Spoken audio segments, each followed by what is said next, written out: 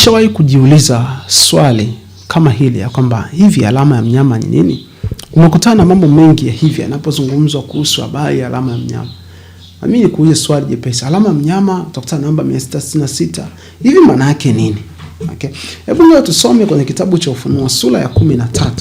Na utaona hiki kitu anasema, naye wafanya wote wadogo kwa wakubwa, matajiri kwa maskini, walio huru kwa watumwa, watiwe chapa katika mkono wao wa kuume ama katika vipaji vya nyuso zao, tena kwamba mtu awaye yote asiweze kununua wala kuuza isipokuwa anachapa ile, yani jina la mnyama yule au hesabu ya jina lake.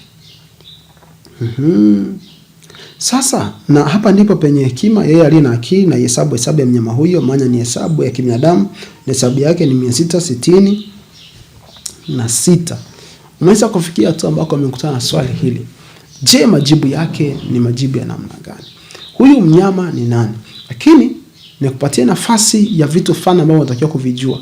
Alafu then nikupatie nafasi nyingine ya kuandika kwenye comment hivi hii 666 wewe binafsi, bila ukiondoa vile watu wanavyosema, kila ambacho unajua wewe mwenyewe, ungeulizwa hivi alama ya mnyama ni nini, ungejibu kitu gani?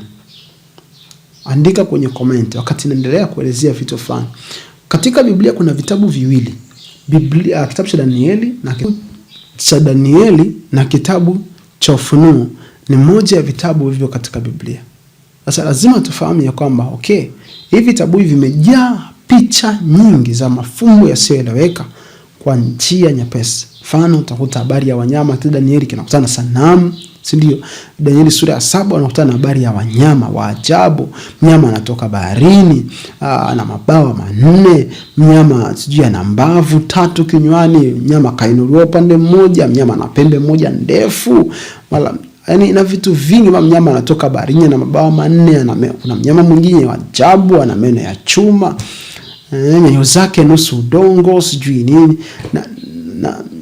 na hiyo ni habari ya sanamu. Kwa hiyo kuna vitu vingi ambavyo viko kwenye Biblia ambavyo kitabu cha Danieli vinaweza kuchanganya na mfalme wa kusini, mfalme wa kaskazini, mara hiki. Kwa hiyo ni vitu vingi ambavyo vimefungwa sana, ambavyo ni rahisi, lakini kwa sababu ambavyo si rahisi, lakini kwa sababu ni unabii, unatakiwa kusoma na kuelewa.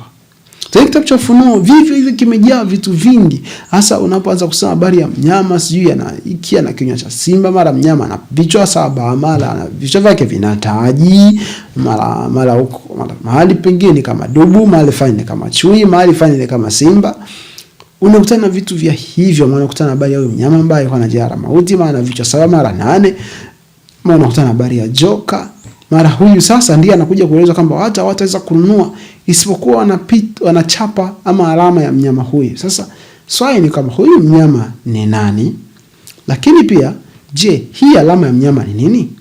Nataka nikupatie jibu jepesi kuhusu alama ya mnyama, ambalo ninakupatia nafasi ya pia wewe kuchanganua, kwa sababu somo hili sio la siku moja kulifundisha na mtu akaelewa. Ni series. Lazima tuanze kitabu cha Danieli, tuje mpaka kitabu cha Ufunuo, ili mtu aweze kuelewa hii hasa alama ya mnyama ni kitu gani, na kwa nini itaonekana kulazimishwa kwa watu, na watu hawataweza kuuza wala kununua. Kwa nini wasiweze kununua wala kuuza ila alama ya mnyama? Na je, wataikwepaje? Kwa sababu sisi maisha yetu yote, bwana lazima uuze na kununua. Hivi vitu tulivyonavyo hapa vimenunuliwa kwa sababu kuna watu walikuwa wanauza, na kuuza kumekuwepo miaka yote, isipokuwa tu ni minzi ya kuuza ndizo zimebadilika, lakini miaka yote kuuza kumekuwepo. Kwa sababu yeye alikuwa na hiki, anakupa hiki, una maharage anakuuzia, lakini anakuuzia kwa kubadilishana. Lakini nao tunatumia fedha na teknolojia inazidi, mambo yatabadilika, ambako sasa haitakuwa tena hizi fedha za kawaida.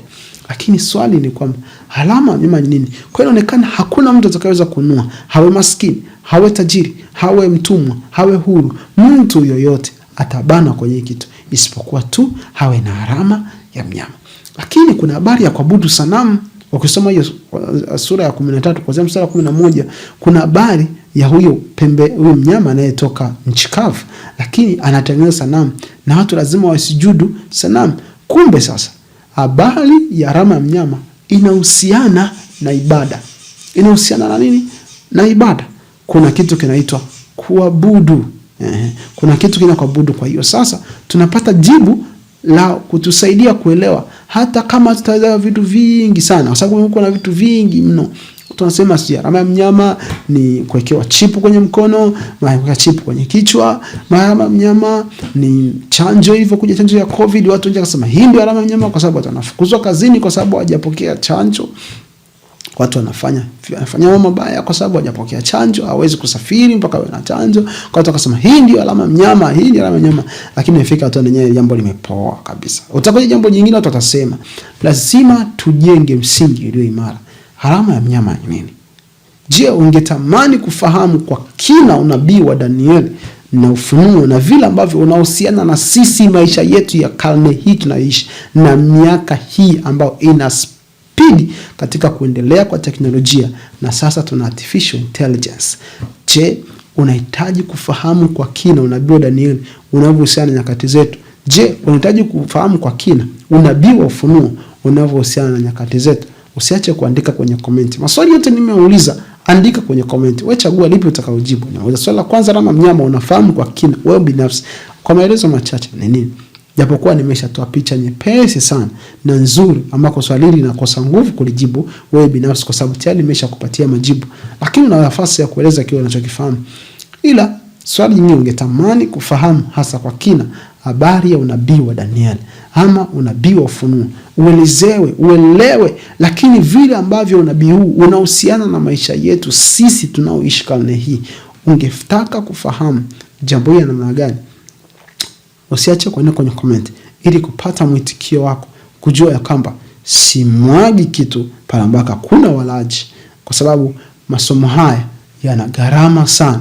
Yana gharama kwa sababu moja, yanahitaji kutafakari, yanahitaji kuhakikisha ukweli hautengani, unaunganika, lakini yanahitaji kujua unapozungumza kitu, je, ndio wakati wenyewe ambapo watu ndicho kitu wanachokihitaji? Ni kweli tunahitaji kuomba, hekima ya Mungu inatusaidia, neema ya Mungu inatusaidia, lakini pia tunabidi pia tuangalie watu wanahitaji nini, hasa kile ambacho Mungu anahitaji watu wanahitaji, si ndio? Ili kukwepa ile theolojia ambayo you just focus on human needs. Angalia mahitaji ya watu, then wanakuburuza wewe baada ya wewe kuelekeza kwa Kristo. Kwa hiyo nikutie moyo kwamba alama ya mnyama inahusiana na ibada. Kwa sababu gani? Amesema wanamsujudia yule mnyama. Kwa maana hiyo ni ibada. Kwa nani? Kwa mnyama. Huyu mnyama ni nani? Bila shaka sio mnyama. Kwa sababu gani? Hakuna mtu sasa hivi, watu wote matajiri tuabudu mnyama, tumabudu simba, yaani watajiri wote, maskini wote, eti mpaka tukutane na mnyama. Bila shaka sio mnyama. Ni nini? Biblia inasema mnyama ni mamlaka, ufalme, tawala. Lakini sasa je, ni utawala gani? Unafanya nini? Je, watu wamekuwa na maswali, wameweka utawala kadhaa, wamesema ni utawala huu, ni utawala huu. Lakini je, unakubaliana na maandiko matakatifu? Jibu lako linakubaliana na Biblia inavyosema, ama ni vile ambavyo wanadamu wanaweza kufikiria? Usikose kuendelea kufuatilia video nyingi zinazokuja. Kuna upande wa nabii, upande wa mahusiano, lakini pia na upande wa kujifunza Biblia na namna ya kupambana na maisha haya tunayoishi bila kumwacha Mungu. Tukimweka Mungu mbele katika kila changamoto, tutapata kujifunza kupitia channel hii. Kwa hiyo usikose kusubscribe ili video zinapokuja ziweze kufikia moja kwa moja. Na subscribe na bonyeza kengele na upload video, unaweza kupata ujumbe. Lakini pia usikose kutazama video mpaka mwisho ili kuweza kupata kitu kinachoweza kukujenga. Nikutakia siku njema. Amen.